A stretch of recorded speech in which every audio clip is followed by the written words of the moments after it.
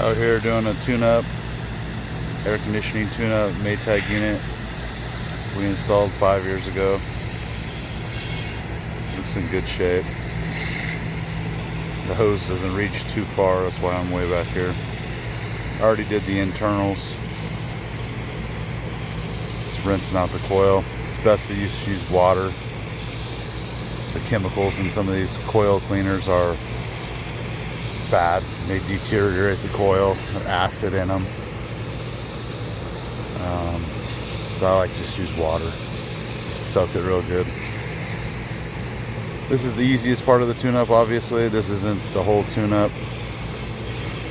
We check all the capacitors, the contactors, all the electrical connections, amp draws, check to see if the motors are rusty. Make sure the heating system is working for the upcoming winter. Check the PVC pipes, all the electrical, refrigerant pressures.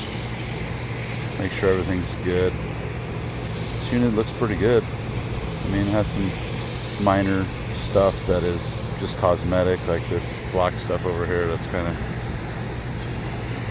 deteriorated over the years in the sun, but everything else looks good. We're still doing heating tune-ups, AC tune-ups. Give us a call.